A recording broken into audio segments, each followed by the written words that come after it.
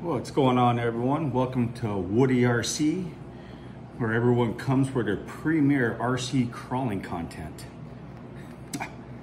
Not really, but anyways, the my trx4m high trail, as you see here, it's going to get a new look today.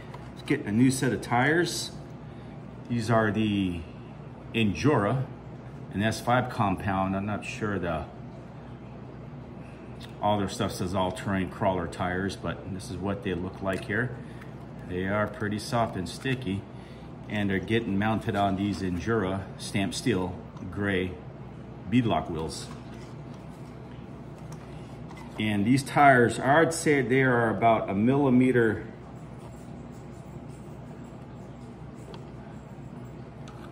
taller than the stock tire, but they are a little bit, just a tad narrower than the stock tires. I'm putting these tires on because, not because these tires are bad. These tires are actually really good, and they feel almost as soft, maybe just one step down as soft as these Endura tires. And from what I've crawled on so far, they haven't let me down. I just wanted to give it a new look, just kind of personalize it a little bit. And these actually have the brass rings on the inside. I ordered the Endura wheels that come with the brass rings. And that'll give it the stability when you're side hilling or getting up over an obstacle, keep that front end from flipping up. And probably keep the front end down a little bit when you're going up a steep incline, but there's only so much these things can climb. And when you start adding too much weight to them, I believe with any crawler, you're just pushing harder to get the weight up an incline. Now, getting the weight up front is good for getting up over something, and keeping that front end down to pull the weight, to pull the front end down to get over an obstacle. But as for trying to get to climb up a steeper incline, to keep adding more weight to it, it's just gonna make it harder to pull itself up. But all right, let's get this going. Let's get new wheels on here. Got all 4 tires off, and there's a close-up look at that there. Now these beadlocks here, they're gonna have an offset, a negative 3 millimeter offset, so it's gonna bring it out wider because this tire being skinnier, I didn't want it tucked in under the fender any more than it didn't need it to be. All right, I got all 4 tires off. Here we are here. Now you want to hang on to these. I'm going to use these still when I'm going up to the area where I run, where there's a creek up there. You could run through water with these and not have to worry about taking your beadlocks apart. And you all know that could be a pain in the neck because these aren't glued on. These are just slipped on. That way you run through water, they get filled up, just pull them off and let them dry up. So that's going to help out a lot with that. Okay, well, I got the tires out, and before I mount them, I'm going to go ahead and vent them.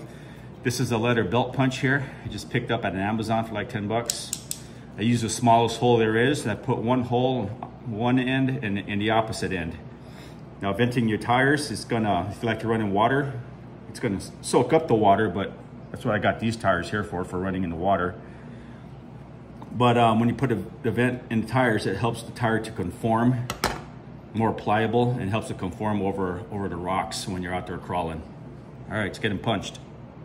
All right, guys, got the tires all punched up, holes on each side. Just want to get a quick weight here, the difference in this here. This is a stock tire that weighs 23 grams, 23. And this is just the brass ring right here.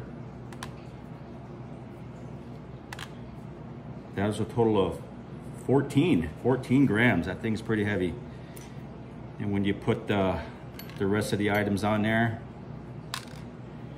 with the tire, we got 36.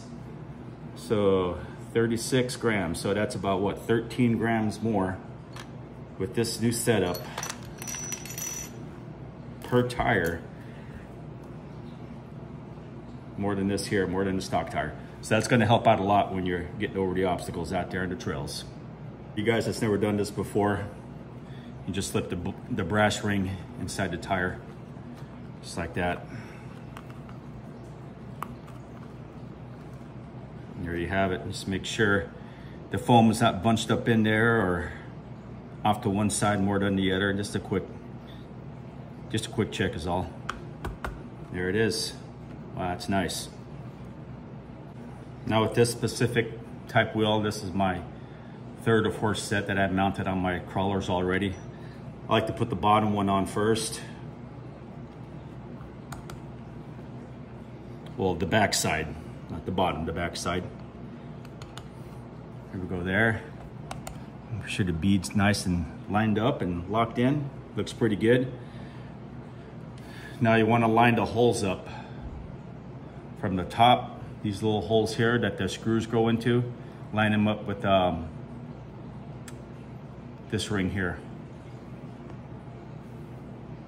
Once you got everything lined up and the stars are not crossing over each other on both sides, it looks pretty even right now. Endura, they give you a longer one of these screws right here for the tires to get them started. So you want to put the long ones in there now, like so, and you'll see it sticking out through the bottom here now. Now from there, you take this little plastic hub here and you place that, one of the holes there, you line it up over the screw. Kind of want to hand tighten it here. And like we got it there right now. Don't tighten it all the way, because I like to pull those back out and put the proper size back in there. Those longer screws are just to get you started. Then from there, start putting the smaller ones in here now.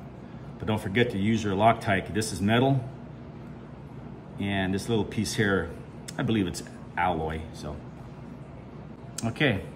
So now that I've got two of the small screws mounted in there, holding that rear hub in place, I'm gonna go ahead and pull out that longer one and use it for my next wheel. All right, they're all in there now, but they're not tightened down.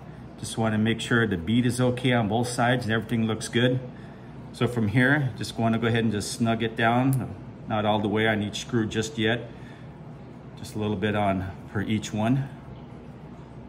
And as you're tightening them down, just have a look at your bead, make sure everything's seating properly. Now, a lot of people have a hard time with this style of bead lock and getting the wheel on there, but it's not that bad at all if you do it the right way. Now with this wheel here, I don't even use this hand driver. I just tighten it as tight as I can with my fingers, and that's it. That's all you'll need. Let's get a quick weight now. Now that we got the screws in here, it was 36 grams. See with the screws, maybe gained a tiny bit. Hey, we gained a gram. That's 37 now, guys. Okay, looking good.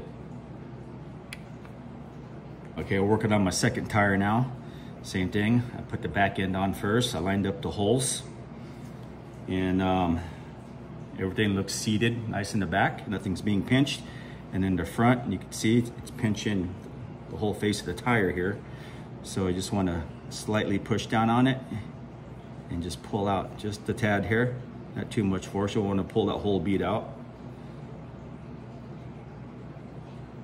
I mean, I've had no issues with these locking up on these Endura tires. I've even got on a set of RC four-wheel drive tires, and man, there's times where I see it look like the whole tire is just wrenching and it's locked in. That bead is not moving.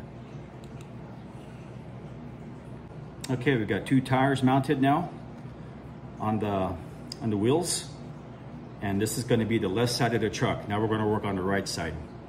Just got to make sure that you put those bead locks in the correct way so all your tires are in the same direction. I've done that before where one tire was backwards. So just make sure now. See, if I would mount it just on there, this is the back part of the wheel. On the inside, it would be backwards, so I need to flip it this way and then stick that on there.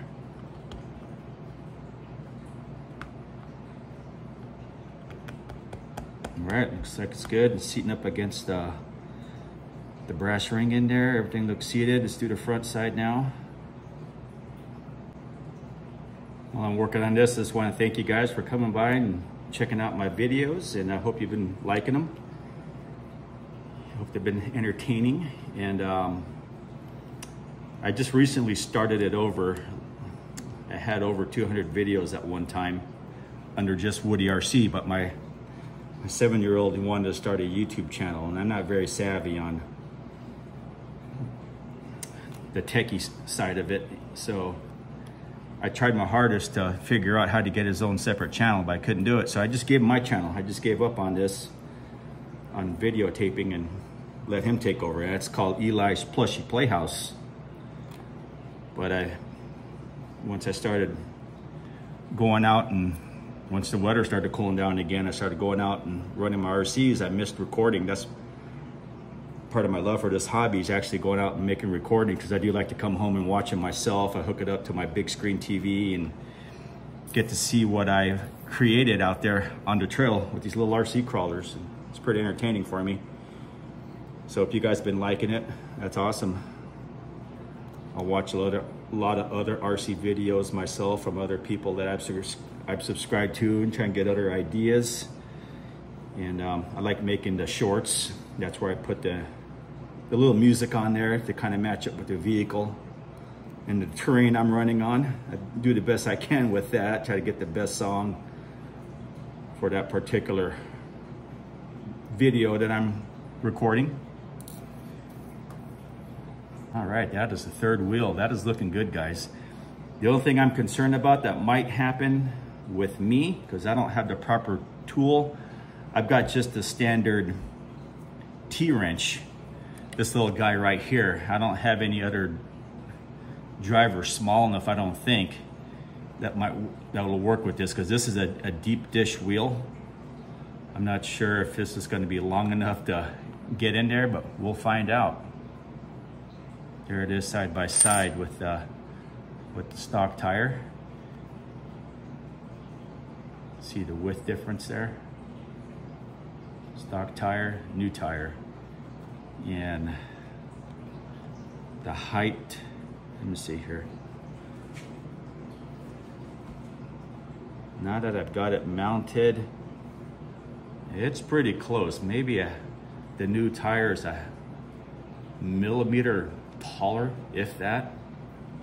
Man, what a difference in weight though. Really quick, check this bad boy out. This is my SCX24 Gladiator. This is the last time that you'll see this. This is being sold today. I get this selling to a good friend of mine who's been into the RC hobby as long as I have been, since we're kids probably. But I recently sold him my FMS FJ Cruiser. Probably why you haven't seen that lately in any of my videos. But even though this is my most capable crawler, I am letting it go. Only because I'm starting to fall towards the scale side of this RC crawling hobby, and I'm enjoying the hard bodies and how they perform out there. They just feel a little bit different. They feel heavier on the trail. They're not as, this is not as capable as my built Gladiator, but I mean, it's close enough, and I just like the way it looks out there. All right, we're on the last leg of mounting this wheel here, or this tire on this last wheel. Like I said, take your time, do this right. They go together easy. You don't have a million screws to mess with these stamp steel beadlock wheels. I think they might be a tad lighter than some of their other wheels, but you add those brass rings to it. Yeah, it's really nice. It's nice that you could buy that together now, the wheels and the brass rings. Before you had to buy the wheels and buy the brass rings separately. I mean, the wheels would come with like an aluminum ring, but it weighs a lot less, obviously, than the brass ring. Here we go, guys. I'm gonna pull out that longer screw that we started it with there. This is the last screw. Then we're gonna get that smaller one in there. All right, guys, we are good to go. We got everything mounted up, all 4 tires. Everything looking good. Everything went together really smooth. Now with those longer screws to start it off with, like I was showing you earlier in the video, you could probably just leave those in. They give you 4 of them, 1 for each tire. I just wasn't sure if it would rub on anything, so I just prefer the smaller screws in there, all the same size. So I got 4 long screws left, and 1, 2, 3, 4 little screws. They always give you little extra screws in case you lose them because they're so small. Fall off the counter onto the kitchen floor, you'll never see them again. Okay guys, look at that. That little T-wrench did work. I was able to, it was long enough, just long enough to get down in there to snug down that nut there. Take a look at that there. Oh, that is nice. Man, what a substantial amount of weight in the front now. Got 37 grams each tire, per tire, and that really it's going to keep that front end down, and it's actually going to help on the side hill also. But all right guys, thanks for coming by and thanks for watching. Oh wait, well, you want to see it with the body on? All right. Hey guys, well, here it is with the new wheels on. Wait a second, that's the wrong truck. There we go. Look at that bad boy. Wow, what a difference. I like the gray wheels too, actually. I wanted a different look. You know, I always like to switch the look of my RC cars around and put different things in the back. But I like that. Man, with that extra weight up front, it's really gonna keep it stable when I'm out there trailing. I'll still get used for these, but these are gonna be put away for now till the till next season, till the creek fills up with water there. But I'm glad I went with a -3 offset. Hey, they call it -3. I always thought it was positive, but -3 brings the tires out more. And because this is a narrower tire than the stock tire, it sits just about the same as it did stock. And that's what I wanted. I mean, I wouldn't mind a little bit wider. That would have made it more stable, but I like this. I'm happy with it. I don't like it when they sit too wide apart. That just looks funny to me. But overall, just a new look. Give you a view of all different angles there. I'm liking the color. That dark gray really sets it off a little bit, gives it a different look. Still looks great with the chrome detail there. All right guys, well, I hope you liked this video, and let's get this bad boy out on the trail. Get some footage of it with its new shoes. Thanks for coming by and thanks for watching.